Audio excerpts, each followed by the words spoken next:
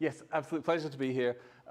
It's been too long for this first visit to Odyssey.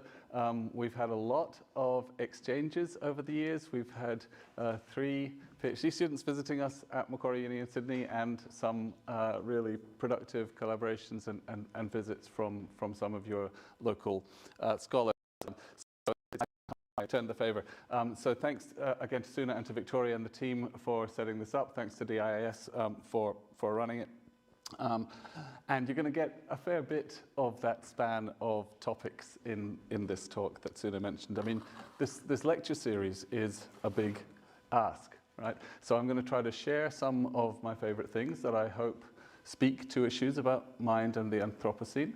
There'll be probably quite a bit more about mind than about the Anthropocene, but I hope there will be some meshing. I'm working in Paris. This is the Institute for Advanced Studies on Ile-Saint here, on some new work on place and memory, on ecologies. That's one of many topics that's sort of skirted around in today's talk, on which I'd really appreciate changes, suggestions, and questions as we go. Okay, I tend to go a bit fast, so my apologies in advance for that. Here we go. Our mental lives are strongly, persistently reliant on resources beyond our brain, beyond our body. If you're metaphysically inclined, I'll say that our mental lives are sometimes partly constituted by such resources outside the brain and the body.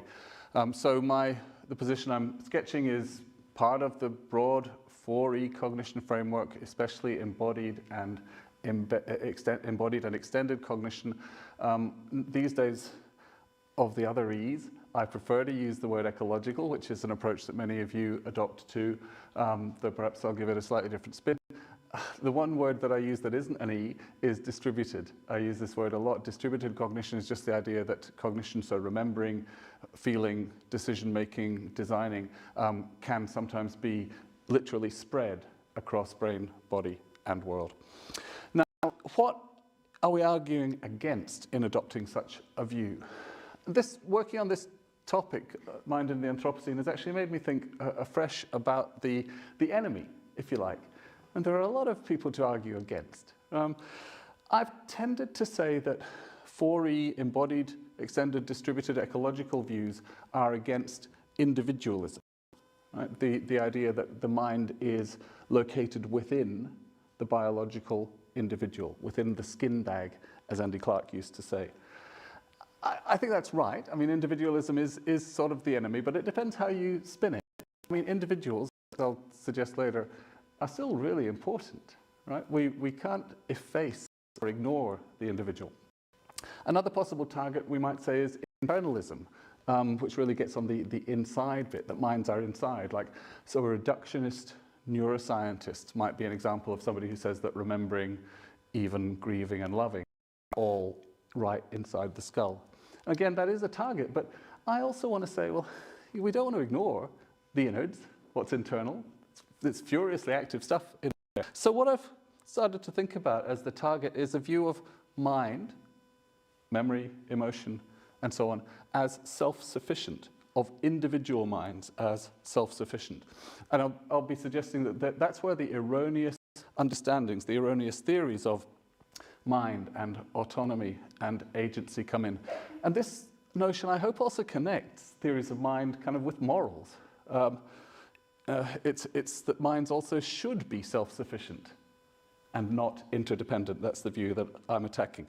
So against this, we try to look at memory, for example, to think of resources outside the brain and the body, other people and technologies and places as being potentially active parts of a memory system. We think of emotion regulation, for example, as not self-sufficient within the individual, but reliant on resources outside. We think of creativity as not something that happens inside before you act and make things, but as something that happens in the moment. So the resources that we draw on are meshed. Cognitive and affective resources mesh with each other, all of the so-called separate domains of cognition are operating together. Sometimes they can come apart in disorders or in unusual circumstances, but typically minds, not just human minds, other animal minds too, perception, memory, emotion are all operating together. And they also interact at many different layers and at many different timescales with a whole array of very different resources. So with bodies, with practices, and all of these resources I'm listing now themselves have histories, they have their own formats, they have their own dynamics. Bodies, other people in collaboration and sociality, with institutions which change and which are also partly created by us as we go, and with environments, with land, places, and buildings. All of those things are very different from brains in the ways that they operate. That's what gives these extended or distributed systems their power and potency, the interdependence or the meshing. So that it's not that what's outside that we're working with is the same as what's inside, it's that they're different and they operate together, they mesh, or they are complementary, as we say, which allows us to sometimes transform the problem or what we want to do. So, on this view, and this is the reason I'm increasingly uneasy with the word extended and extended mind, because to many people that suggests that there's first of all mind inside the head and then it extends outwards. That's not the view. Rather, I guess this is most obvious in many parts of developmental psychology, especially in the tradition from Lev Vygotsky, the Russian psychologist. Mentality, mindedness soaks in our early life, but it doesn't stop soaking in. We are porous, we're open. And through enculturation, through scaffolding, we come to inhabit many different cognitive ecologies. That word scaffolding is another tricky one, right? It can lead us to think that the social resources or the technologies or the institutions which help us to remember and to regulate our emotions, for example, that they get dismantled, they get taken away once the adult building is formed, right? Once you grow up. But that's not the point, of course. The scaffolding for the mind and for emotion does not get taken away, it changes, right? We rely on each other and on things in different ways as we grow. So, cognitive ecologies are already taking us beyond the human being. And they include non-human cognitive ecologies in our interactions, our entanglements with other animals, and many non-cognitive ecologies too. So there are more standard biological or biopolitical ecologies that we are tangled up in. So here's where the talk is going. We're going to whip through a couple of case studies. The first one for people with a literary bent on a reading of a passage in the Odyssey, which comes from this distributed cognitive ecologies framework. And the other big picture theoretical message is that interdependence brings vulnerability. I'll do a second case study on work with my PhD student, Mac Mingan, on the Māori haka. The main bit about the Anthropocene will come then about well, what effects does it have when people have false views about the mind, especially when they deny the interdependence that I've talked about. And then I may not get there, we may run out of time. I've got not arguments, but sort of the expression of preferences about a lot of tempting overreactions that people have to these errors. And so if I have time, I'll just finish with saying, well, you know, it's tempting to go a little bit too far in a few directions. Okay, so our first case study. So this is the end of the Odyssey. Odysseus, the adventuring hero, is back on Ithaca, his home island, in the whole second half of the book. Things have been tough. He's been in disguise because there are suitors wanting his wife, wanting his house, wanting his inheritance. By the final book, he's slaughtered the suitors. He's revealed himself to his wife by private knowledge he has, and he's trying to sort of work out a path forward. And in the passage we're going to look at, we're going to find him going out of town, sort of partly to get away from the aftermath of slaughter, to find his father, the old King Laertes, who's tending his orchard and his garden. Now, the whole of this last book of the Odyssey, already in the ancient world, was thought to be a kind of weird add-on. Perhaps it shouldn't have been there. It was just added to make 24 books instead of 23, because lots of it doesn't seem to fit. So Laertes' orchard in Odyssey 24, and the reading that I'm working with here is from an Italian classical scholar, Aldo Paolo Bottino, who's done one of the most impressive sort of applications of the distributed cognitive ecologies framework with, I guess, an especially environmental or ecological angle to it in reading this. So this is just very quickly working through as a showcase example of how the framework can help us see things in even very familiar works of literature that we didn't see before. So Odysseus reaches the farm where he finds his father. He decides to test his father because he likes disguises. And, this is a recent translation, really fresh English translation by Emily Wilson. Odysseus' father was alone inside the well-built orchard, digging earth to make it level round a tree. He wore a dirty, ragged tunic, and his leggings had leather patches to protect from scratches. He wore thick gloves because of thorns and had a cap of goat skin. He was wallowing in grief because he thinks his son is dead. He doesn't know Odysseus is back. The veteran Odysseus, seeing his father worn by age and hardened by desperate, heartfelt sorrow, stopped beneath a towering pear tree, weeping. And Odysseus, because he's a bit of a cunning, complicated man, does another trick. He disguises himself again, says he's a rich foreigner who's looking for Odysseus. Has this old man heard any news? And of course, this throws his father into even more black grief. This just confirms, there's no good news coming. And Odysseus finally melts his heart and says, "Oh, it's me, Dad, it's me. It's been me all along. Don't worry, I'm back. I've killed the suitors, everything's good." His father doesn't believe him. Like, what a weird thing. Odysseus' scar doesn't convince him that he had as a child. So, to convince his father, he says, "Okay, here's my sign that it's me. Next, I will tell you all the trees that grow in this fine orchard which you gave to me. When I was little, I would follow you around the garden, asking all their names. We walked beneath these trees. You named them all and promised them to me." As they walk now, Odysseus catalogues those trees as Laertes had back then. 10 apple trees, 13 pear trees, 40 figs, 50 grapevines, which ripen one by one. Right? And things go on from there when they accept each other. Now, this is a really puzzling scene, one of the most problematic scenes, some critics have said. Some people focus on Odysseus' individual motivation. Is he just being a cruel bastard? Some people focus on a more ideological reading, that this is about inheritance and politics. But Bottino's cognitive account focuses on the interaction, the interdependence or meshing of a whole array of elements in this unique orchard ecology.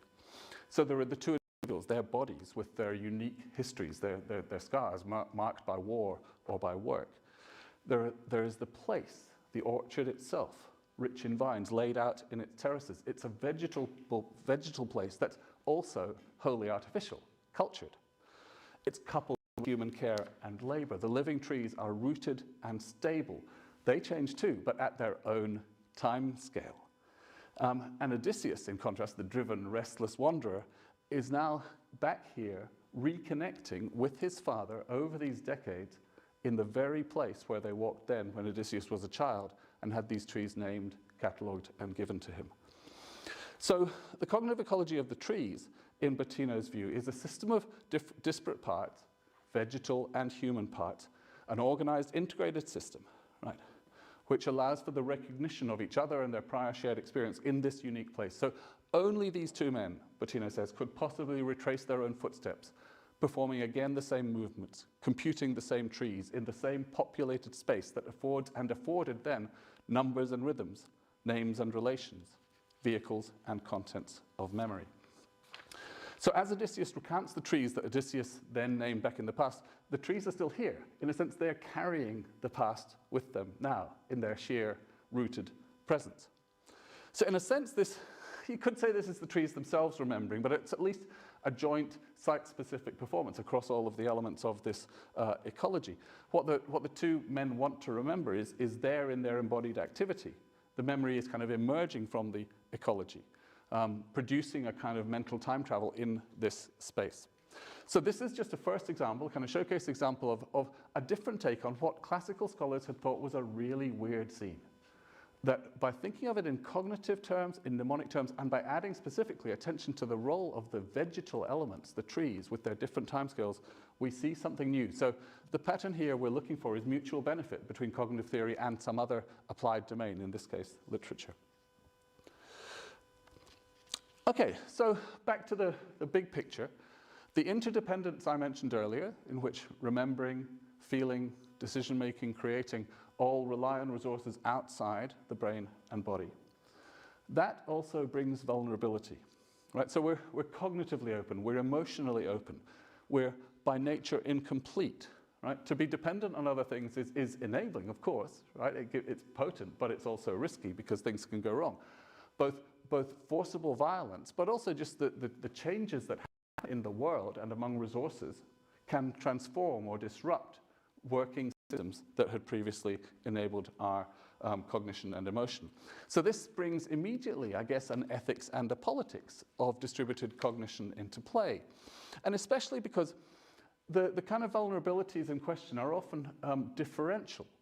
Some people have resources, have access to resources that others don't, right? Obviously fine. But as soon as you start thinking of the mind as spreading into the world, it means that the bits of the world that are available to you are not just a kind of economic bonus or disadvantage, they're actually an emotional or a cognitive disadvantage. So that, for example, you know, the ways that we're enculturated into communities is highly precarious. Communities can be disrupted. Skills and practices can be undermined. The deep knowledge of places that individuals and groups have can be disrupted or removed as the places are changed or as people are moved. But the kind of interdependence we're looking at here also has the positive benefit of allowing for repair when trouble emerges. So the systems of resilience are also spread across brains, bodies, and world, across our social worlds, our groups, and across the physical, environmental, cultural, institutional, technological resources that we work with. So in terms of method, I guess a lot of people in these traditions already look to kind of follow the trouble. I mean, this is where the way that a system works together, the particular balance between elements in a cognitive ecology, it shows itself when there's some pressure, when something goes wrong. And I guess at a global scale, this is one of the ways of understanding the Anthropocene. It's big, big trouble. Okay, case study 2, cognitive ecologies of the Māori haka. This is work that's been a complete pleasure to be doing with my PhD student, Mac Mingen. Mac is a Māori Aussie, or as colloquially known, a Mozzie. He grew up in Australia, but of Māori heritage. So we're engaging in engagement, participation, exchange with indigenous psychology of a very powerful and potent form, and trying to do that for mutual benefit, trying to participate in activist processes of increasing access to resources and justice in Aotearoa, New Zealand, but also trying to improve, I guess, cognitive theory by looking at this extraordinary case, which I'll show you in a minute. Mac, because of the lockdown, had to do his fieldwork in Sydney, and that kind of gave us extraordinary elements to this project that we hadn't anticipated when we had wanted him to go back to New Zealand, because he ended up working with the Māori diaspora, a huge Māori population in Sydney. Mac joined their groups, learned, helped to compose and perform haka and other parts of the Māori rituals. This is the one piece we've published together already, looking at a very weird proposal to make robots do the haka. Little now robots as a way of preserving intangible cultural heritage, and working out, well, what's wrong with that? What's so wrong with that idea was one way that we got into this project. So I'm going to show you one example of, this was a spontaneous haka.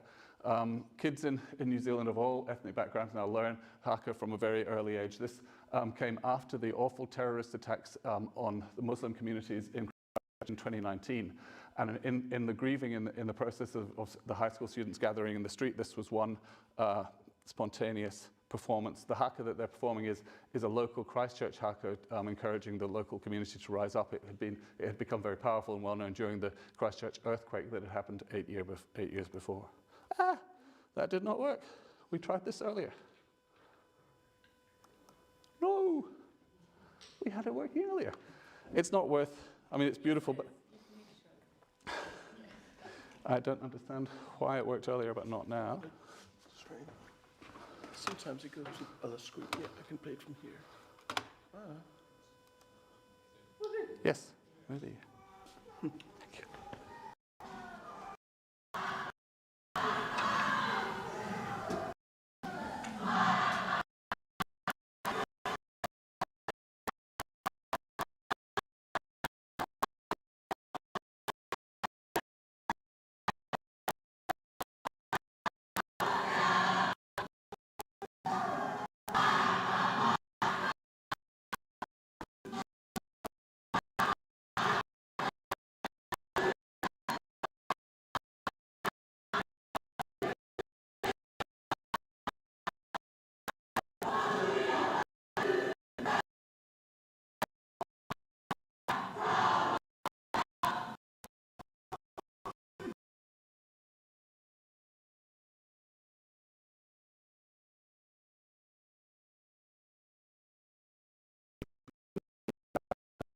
if you've only seen, hang on, let's,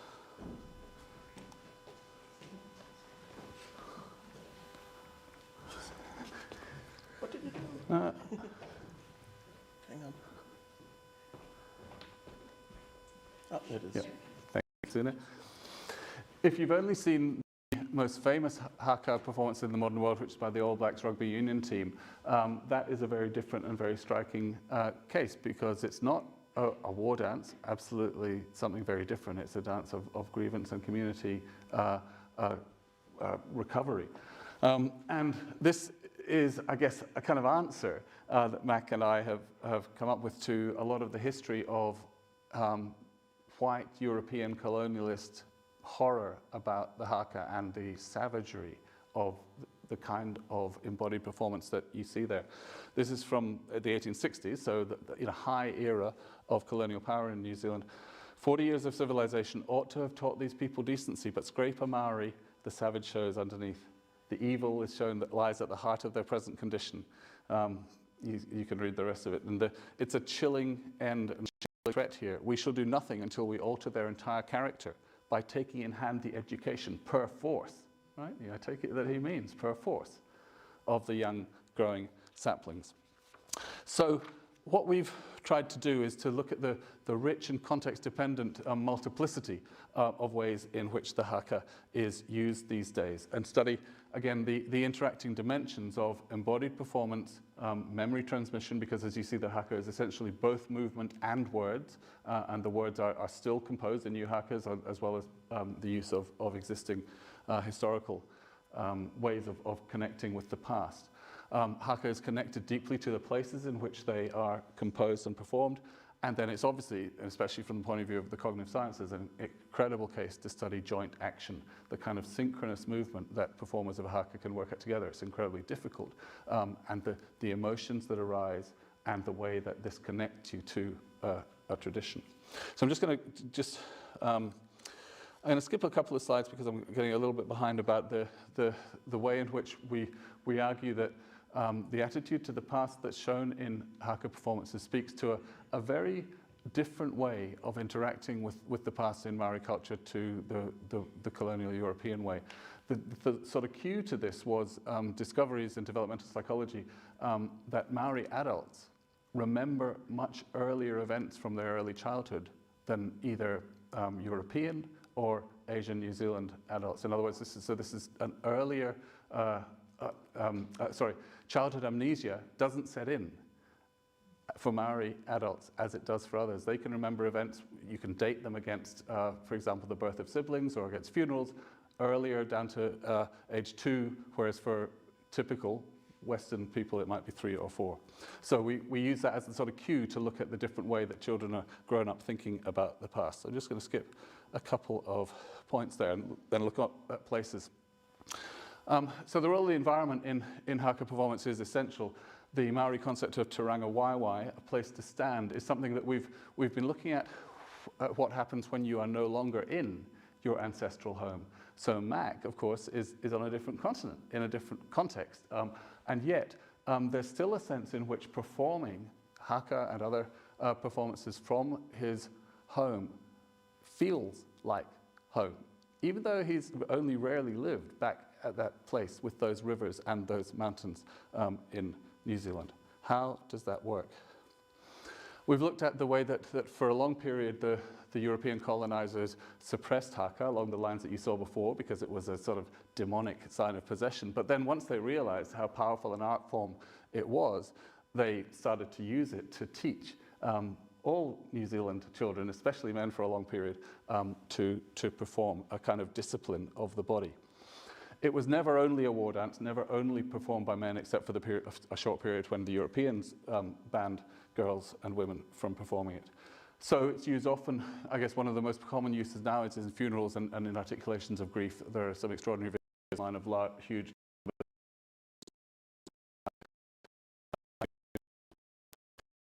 And the indigenous Māori scholars, this is Brendan Hokawitu, one of the leading Māori scholars, it's just about the kind of ambivalence that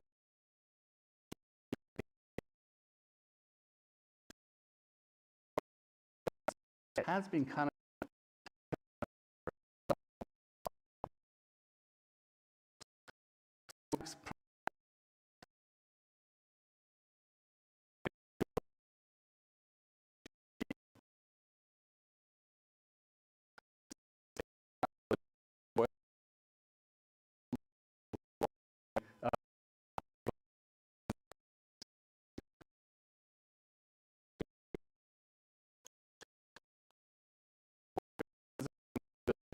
holistic independence of memory, of movement,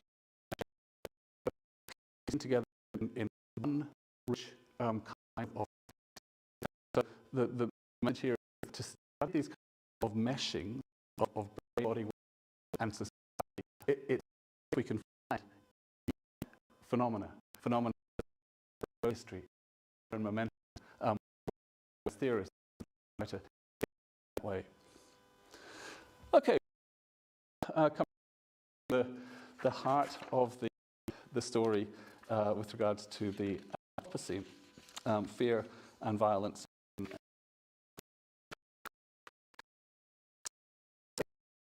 Of minds, emotions with the world, which I've been talking about. I think, we as theorists kind of get into the frame of mind where we mock people.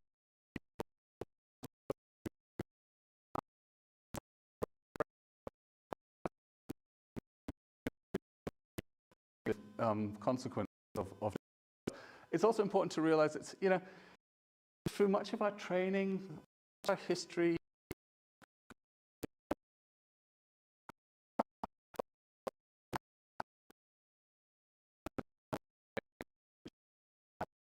right. So we may think that, okay, for kids, of course, they rely on others. And perhaps when you're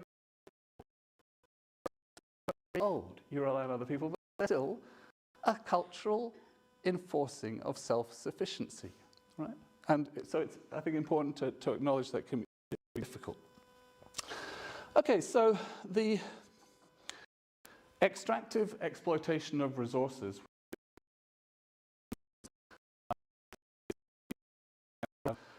and have asked us to respond to. That kind of selective exploitation has deep historical roots, and if I had more time, I wanted to talk about the first city in modern Turkey for the first time. Thousands of people lived together, and there's a lot of evidence, I think, the origins of cities in more sedentary lifestyles when our ancestors were not moving, when they were starting to domesticate plants and animals, and indeed to domesticate ourselves, might be one of the earlier kind of waves of individualism that are worth looking at. But obviously that's a much longer backstory. But the Anthropocene, in the way that the current debate uses it, arises much more specifically from colonial and capitalist actions, practices, and beliefs, not from the actions of all human beings. Many more than benefited from it. So those who have had power to do so have often denuded the resources they depend on. They've depleted the resources on which they and their dependents and the rest of us depend. So the question is, well, to what extent have those actions, practices, and beliefs been kind of driven or at least associated with erroneous views about mind, cognition, and emotion? To what extent have those colonialists and capitalists who have committed crimes and violence and denuded our planet, have they denied, disavowed, or been acting on the basis of fear of interdependence? So what are the connections between the state of the planet and beliefs, theories, practices about the self-sufficiency, the internality of individual minds? So to what extent, and what are the kind of causal connections here? And I think there is no simple answer, right? The answers must be very historically and conceptually tangled. Ideas don't directly cause that many processes in the world, but yet they're not simply post hoc add-ons of practices and actions that have already happened. So I just want to give a couple of examples of the kind of connections that I'm thinking of here. If you think that place, for example, is merely external to the mind, And if you think that enculturation, the processes of coming to learn the norms of your community, is merely external to the mind, then one consequence is you'd have no reason not, for example, to take children from their communities and from their places and move them into somewhere you would prefer them to be brought up. So, for example, the stolen generations in many colonial societies in Australia, New Zealand, Canada, for example, were cases in which children were taken from their lands and from their traditions. One of the best pieces of analysis of this by the late Canadian philosopher Sue Campbell, who wrote a series of reports for the Truth and Reconciliation Commission in Canada that was looking into the history of the removal of children from First Nations peoples there. And one of the things that Sue really identified better than anybody else is the connection between different forms of memory. That it's not simply a matter of being taken away from the stories of your people that are tied to places. What that means also is that you lose access to the skills, to the traditions. Craft traditions is just one example, but movement traditions as well, performance traditions, because they only happen in those places. They can't just be transplanted, transported. They're not like software that you could take and put in another place. So forced displacement also looks more reasonable to a colonizing power if the people you're moving don't emotionally or cognitively depend on their land, right? So a lot of definitions of forced displacement in modern politics talk primarily about economic costs, social costs, right? But there's also direct cognitive and affective violence, right, to identities, memories, skills, and practices. Just a couple of examples. I've just read this wonderful new book by the international lawyer Philippe Sand about the Chagos Islanders. Many of you will have followed, who were displaced by the British when the British decided to lease the island of Diego Garcia, which is just the bottom right of the map here, to the US as what turned out to be one of the main rendition bases for US torture. And since the late 60s and early 70s, when the islanders were asking to come back and putting cases extremely convincingly and successfully in international law, which Britain still refuses to acknowledge, despite deportation as forcible transfer of population being acknowledged in most international legal contexts as a crime against humanity. So it's kind of, this book is around the irony of Britain being so moralistic about Russia invading Ukraine while still actually having displaced an entire group of people from their long-standing homeland. In Australia, the philosopher Glenn Albrecht originated this notion of solastalgia, which is a slightly different kind of displacement. It's when you're not actually displaced physically, right? But when, for example, in communities in rural areas which have been changed irrevocably by mining activity, the entire social fabric, the places, the stories, the memories that you grew up with are no longer available because your land has been uprooted, literally uprooted by mining companies. A second kind of error that I think can be identified as driving many of the forms of violence and hierarchical thinking in Western modernism is the error of thinking that thinking itself is behind action, prior to action, that it happens first inside the skull and only then in the world. That is what has often driven a privileging of the mind over the hand, right? Of the mind over bodies in general, but of the actions of the mind over the hand.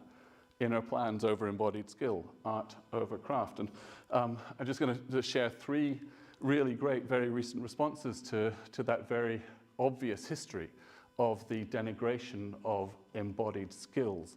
The first is an ethnography by Natasha Iskander, who had extraordinary access to the migrant worker communities in Qatar, right, who were building the amazing edifices for the Football World Cup, which is just about to start, right?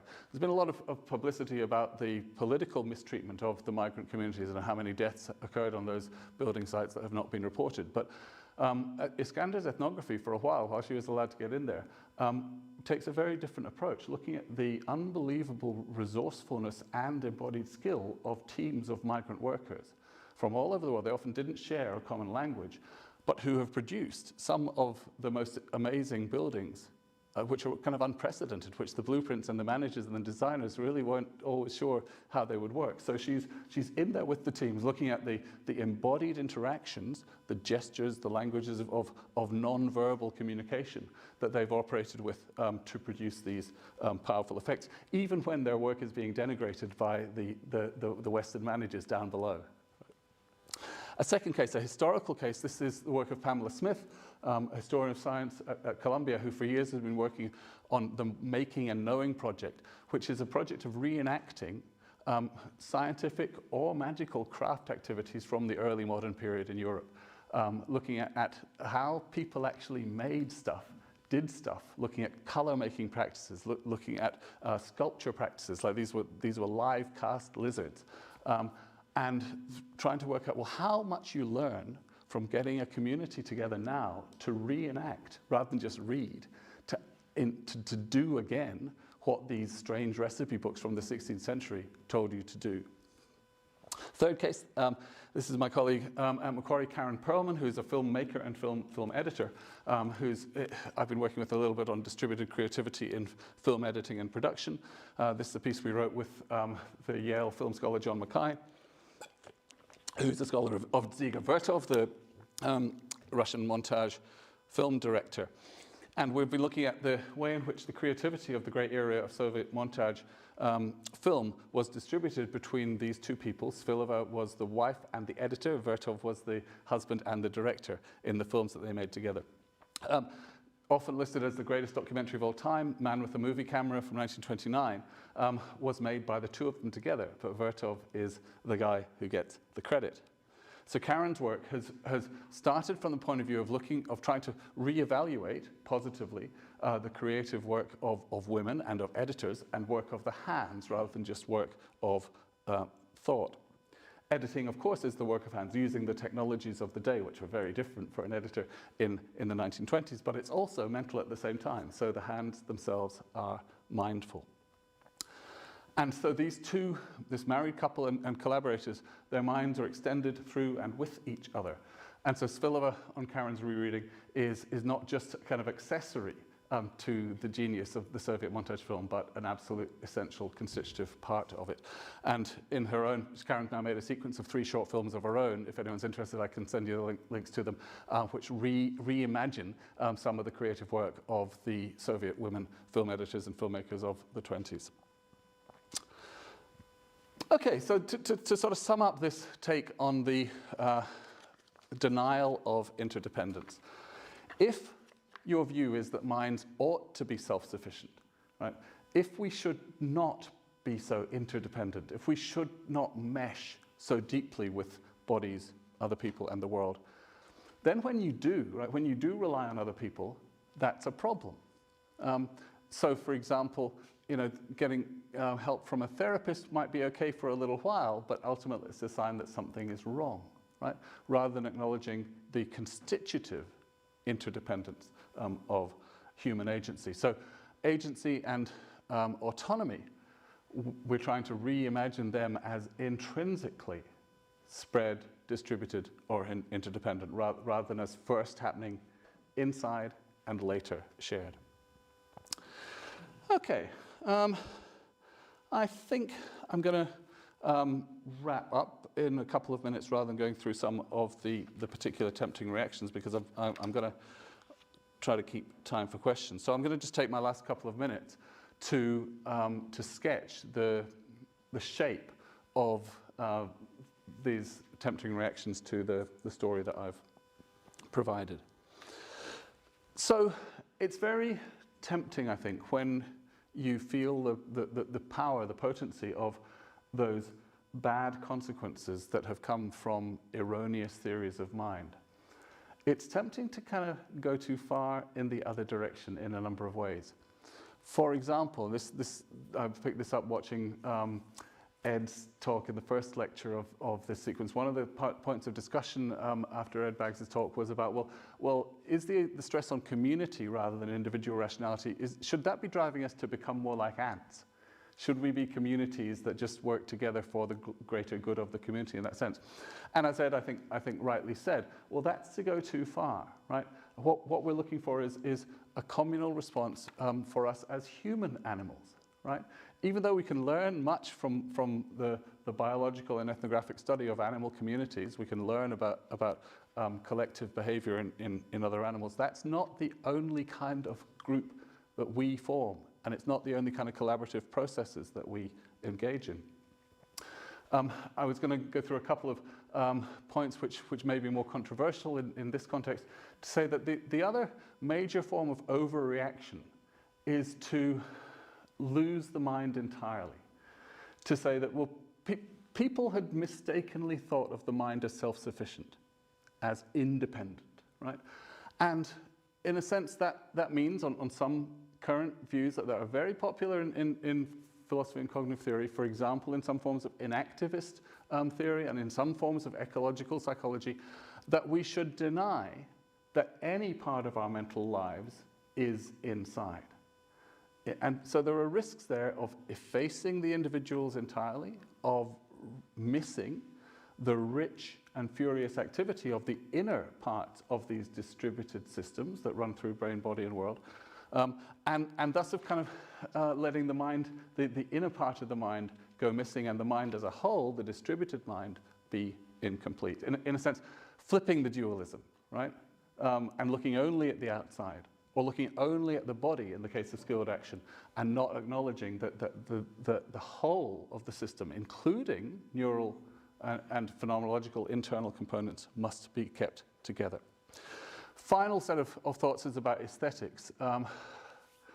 We've been left by the colonialist and capitalist heritage of people who thought that, that there's no intrinsic connection between mentality, emotion, and the environment and the context. We've been left with a lot of historically difficult heritage. We've got stories of great heroes. We've got places in which terrible things have happened. We've got monuments, we've got statues, we've got buildings, which are still enduring and which are the focus, of course, and rightly, of much of the most puzzling debate about redressing past injustices and trying to find more communally acceptable ways to move forward. And it's become much harder to be silent about these forms of historically difficult heritage. So in some cases, it seems right to erase or destroy them. But that's, that in a sense is just another form of forgetting the difficult past. So I think much of the most interesting work in the overlap between cognitive theory and aesthetics these days is looking at ways of finding other modes of interaction, other modes of response to historically difficult heritage. Looking at art projects, looking at architecture projects, looking at performance projects in which there can be more creative, more subtle, more entangled ways of acknowledging that things have been very unjust, violent, cruel in the past, but not pushing them aside, because we have to acknowledge the past to try to make the future work. So my overall point then is primarily just to stress the productivity of thinking of minds and emotions and memories in this interdependent way, to suggest that we study them where we can in situ, with people who have momentum, who have practices, who have expertise in particular ways of being, and to hang onto the difficulty of understanding the causal connections between views of the mind and practices, between cognitive theory on the one hand and ethics and politics on the other hand. To do a more critical, a more political, a more engaged, a more activist kind of cognitive theory is vital, but it's got to be done acknowledging that the connections between the different areas are not simple. They can't just be kind of solved in a 40-minute lecture, for example. Thank you so much for your attention. Really keen to have input from anybody now in the question time or afterwards. Thank you, Suna.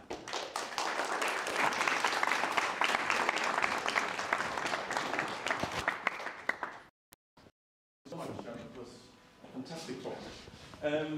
For your information, this microphone does not work in the room. Something has gone wrong, but we need to use the microphone for everybody who's online. So, yeah, so you have to shout out for John to hear the question, and you have to shout out into a microphone at the same time. Counterintuitive, but still. done and Thanks for an excellent talk. I really enjoyed that. Thank you. I guess, I don't know if I'm challenging you on this, but I would say that this idea of the cognitive ecosystem you're talking about, it seems to be something that Homer understood, actually, way back when, and then it was sort of misunderstood for a long time, if you take that interpretation correct, and then finally, the Odyssey was put in context by actually getting that point. So that's one point. Is I actually think it's something that sit in our consciousness for a while, and also in the same vein with respect to some of the terrible what they call it, taking children out of their homes, and I mean, I think the people were perfectly cognizant of the fact that is exactly what they were doing and why, for those reasons you explained. So they actually did understand this ecosystem aspect of this awful reality. So I think understanding it is important, but there's also a moral compass there, sort of detached from this. Yeah, I don't know. Yeah. Let me just start with that last point and come back to Homer. Yeah, I'm sure that's right, that it's not always been a kind of accident, and that people were perfectly well aware that it was independent, and they were deliberately cutting those ties. So in a sense, what you're suggesting is often a much more vicious form of cruelty in colonial politics. I'm sure that's right. I would just also add that there's maybe less evidence of that with regard to the natural world, with regard to the resources. I mean, I think it's taken much longer to get to the 20th century, at least before it's been so clear that we can't just have one exploitative solution that we transport from Europe to the rest of the world and that everything will be okay. So maybe it's slightly different in the biological than in the social world, I'm not sure. With Homer already had the ecosystem idea. Yeah, I think that's exactly right, and that's in a sense one of the points of the analysis I'm getting at.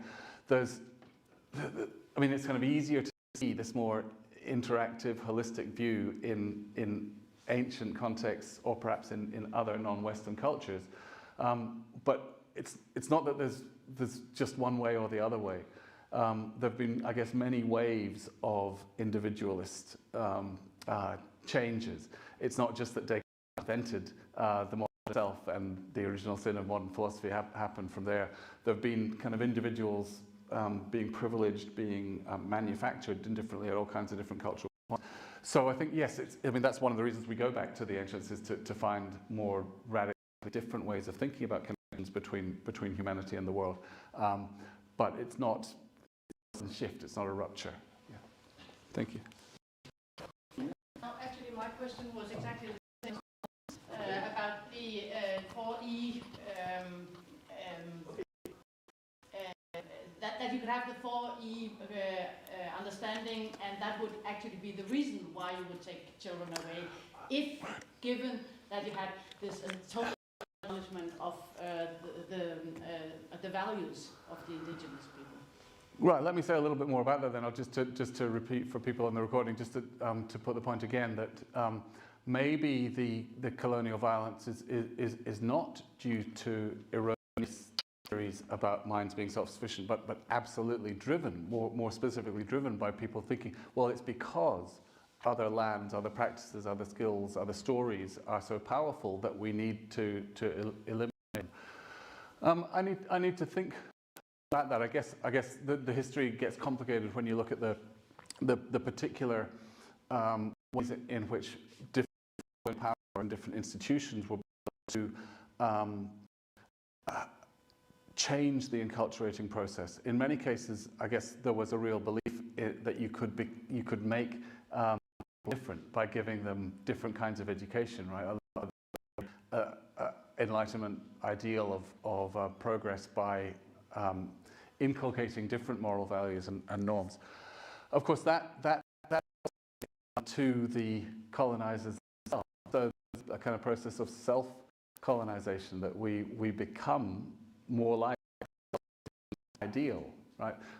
By producing ourselves in that way. It's something I guess I get a lot of this from Michel Foucault's works on prisons and mental illness, where, you know, those institutions which are productive of a new kind of insular or internal self.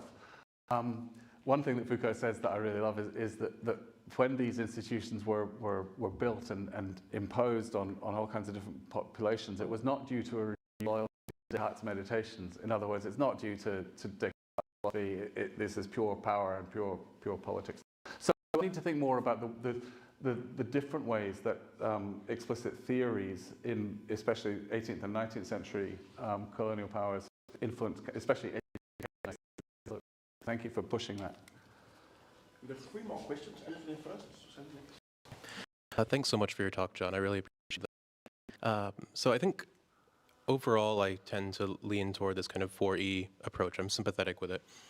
But there is one aspect of it I want to push back on a bit, because I feel like in some ways you might be leaning too far into the ecological, environmental side.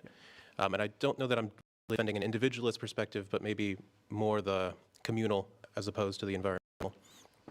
So I'll just give you an example of a case where it seems like traditions and values and so on are actually maintained by leaving an environment, but maintaining a community. And I'll use an example from my own family. So my own family is mostly refugees from the Communist Revolution. And if you talk to my grandparents who grew up in Cuba, but spent most of their adult lives in the US, if they meet a Cuban who comes over now, who's say my age, who grew up in Cuba, that's not someone they identify with at all. They have a completely different set of values. A communist, an atheist, they're a capitalist and a Catholic, my grandparents, right? So in this respect, they would identify much more with the Cuban community that was displaced, that lost its environment.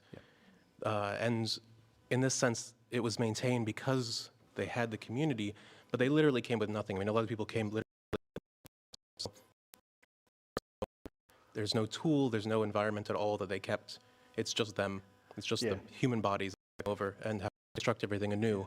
But what they've constructed there is much more like what they had before, even the sense that the neighborhoods in Miami look like neighborhoods in Cuba. They came with their skills that were just in their own bodies.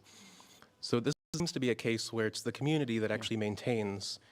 And had they stayed there, had they kept their community and their, in a sense, lost the community, lost values, lost options. Right. So I think they're often these things work in tension, and one aspect of this kind of more ecological or active and so on can defend really, against another. Really thank you. And I mean, yes, right. So in practice, so many different things can happen in diaspora communities. Sometimes there can be a much more intense grasp on the practices and values of the home community.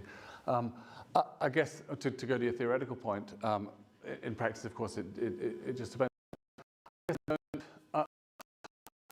I hear what you're saying, that in these cases the present environment, the present ecology does not support, that doesn't provide continuity with those earlier practices, and so it's all got to come from the community.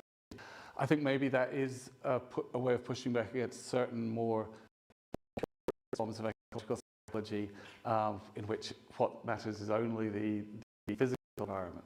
Right?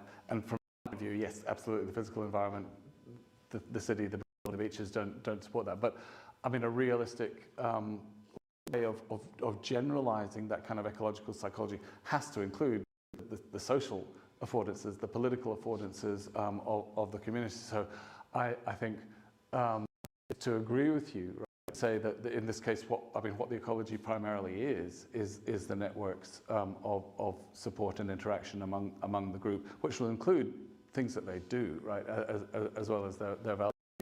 What foods they eat, what things they say, what things they think are appropriate and inappropriate. That's not to sort of stop doing an analysis of the ecology. It's to look at the social and cultural ecology. Thank you. Thank you, John. Always so great examples. It's so nice to hear examples brought in. I will go with the haka example. And also having in mind, this is about meshing minds and about distributed cognition, the whole 4E discussion. You also mentioned affectivity as cognition and affectivity. So having the haka in mind and also the small clip, which is really affectively loaded, it's really impressive. So that really does something to how you approach it and how you think about how you remember it. Having that in mind, I mean, especially the example with the kids, also how they remember from an early stage and how they might have something to do with the affective involvement in different kinds of activities. Well, that's found for asking you, what about affectivity? It seems to be all over the place. You don't really sort of mention it in your discussion. So I'd love to hear about that. Thank you. Yes, I mean, of course, it always makes me feel uncomfortable to do, as I was doing right through the talk, to use those twin terms, cognition and affect, cognition and emotion. I guess the reason I do so is because it's still so important to remind us all, myself included, that they go together. And to talk about cognition with the understanding that it must include the emotional realm, it still doesn't sound right. That word cognition still has too much of the overtone of rationalist reflection and deliberation. We're trying to make it an inclusive program, but to get to your, it's in the realm of affective phenomena, the whole array, both like current emotions and things like moods, that some of the most interesting work is being done in the kind of distributed and ecological framework that I'm interested in. So people like Giovanna Colombetti, Joel Kruger, whose work you know, just looking at the I mean, you could make the claim that some of that work is still a little individual. Individuals regulate their own emotions, but it has to be put in this more ecological context of how we together in groups, in families, in couples, and in larger communities, we change our worlds constantly to set them up to be able to channel our emotions in helpful ways. It's just when you mention Giovanna, Colombetti and Joel, I mean, Kruger, I mean, they work with objects a lot, with how we sort of arrange our everyday life. And you have something here where it's movement, the way you move together. So that would add to the whole discussion on affectivity, and I think it would be really nice to see that. So that's right. Wonderful example. I mean, the emotional aspect of the in the haka, I mean, other embodied activities, including many that you study, have something about this, but it's an extraordinary case, isn't it? Where I mean, and one of the things I guess I didn't know until working with Mac is that there's a number of different performances in a single haka might relate to each other. In some genres, there's more room for individual variation, and not synchrony. Precise synchrony is not so important. The ones that we tend to be familiar with are ones in which, at least in principle, the performers are kind of meant to be in time with each other, and that from often does produce a really strong sense of powerful joint emotion. This is a haka about something, about some community or some place that I really care about. It could be a very transformative experience, I think. One last question.